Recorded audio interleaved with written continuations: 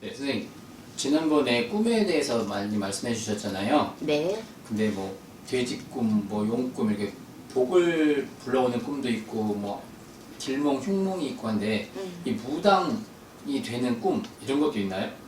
무당이 되는 꿈은 이제 그 자기가 직성이 강해서 일반인도 이렇게 직성이 강하면 꿈으로 미리 받아요. 받고 3일 만에 그 일이 무슨 일이 나타난다든가 뭐 일주일 만에 나타나는 경우도 있고 뭐 한 달을 지켜봐야 되는 경우도 있어요. 근데 이 무당이 되는 사람들을 대개 보면은 거의 보면 꿈자리가 많고 또 생각이 많고 그 뭔가가 쉿 날아가는 것처럼 눈에 보이지는 않은데 느낌으로 뭐가 쉿 이렇게 잠자리가 날아가는 것처럼 보인다거나 아니면 내 눈에는 그 어떤 그 뭔지는 모르겠으나 뭐가 그 별이 반짝거리는 것처럼 반짝반짝반짝반짝하고 뭐가 날아가는 것처럼 이렇게 느낀다.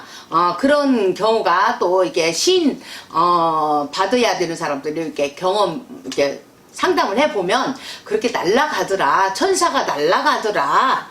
뭐 아니면 뭐 꿈에 뭐 대통령이 보였다. 뭐 어떤 뭐 노무현이가 보였다. 뭐 아니면 전두환 대통령이 보였다. 아니면 뭐 잘 나가는 박정희 대통령이 보였다. 이렇게 하신 분도 있어요. 실제로. 근데 그분들이 보면은 결국 박정희 대통령 꿈에 보신 분이 무당이 됐어요. 그래서 우리가 이렇게 무당 팔자는 따로 정해져 있어요. 정해져 있고 그 사람이 무당이 되는 조건이 되냐 아니냐 이제 테스트를 받아보고 더 이제 거기에서 그럴 수는 있지만 이 무당이 되는 사람들 거의 보면 꿈으로 많이 받아요.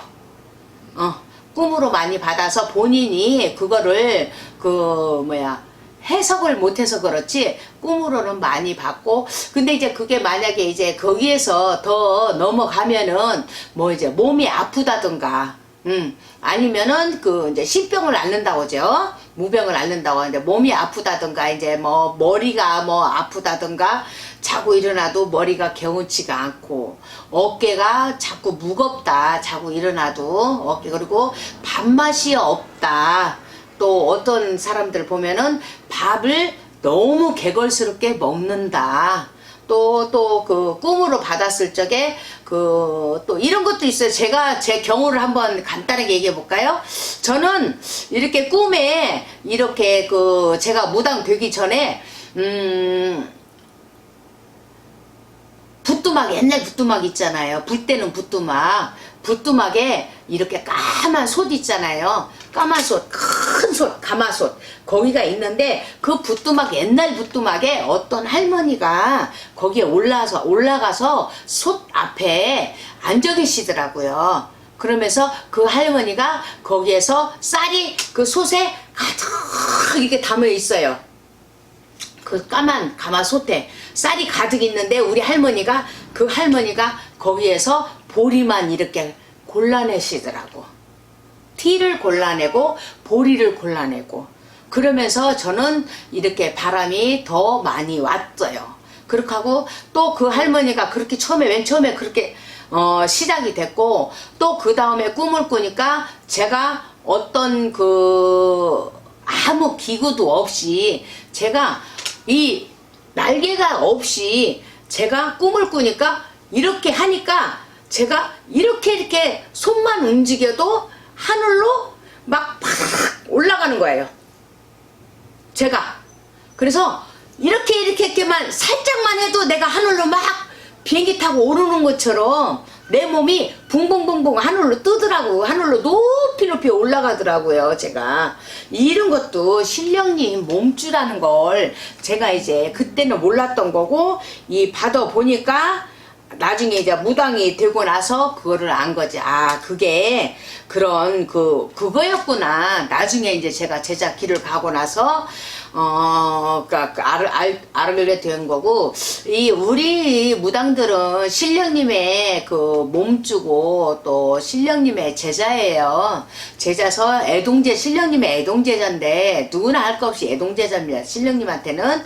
근데 이제 이 애동제자들이 뭐 몇 년을 무당을 됐냐, 20년을 됐냐가 중요한 것 같지 않습니다. 무당은 다 똑같은 무당이에요. 먼저 갔냐, 늦게 갔냐인데, 이 먼저 가신 분들 얘기를 많이 들어보면 그분들은 너무너무 고생을 많이 했고 지금은 돈으로 굿을 많이 하잖아요. 근데 그 옛날에는 이렇게 너무 힘이 들어서 무당 선생님들한테 쫓아가서 이렇게 3년 이렇게 그 시집살이 아닌 시집살이를 한 다음에 이렇게 신을 받고 그랬다고 그래요. 근데 지금은 테스트만 받아서 좋은 날 가려서 어떤 신령님이 오셨는지 이렇게 신을 바로 내려봤잖아요. 그래서 이 무당 세계도 예전에 비해서 지금은 굉장히 간편화되고 편리해지고 그런 것 같습니다. 근데 이제 이 무당의 기준은 글쎄요, 제가 볼 적에는 인성이 똑바로야 되는데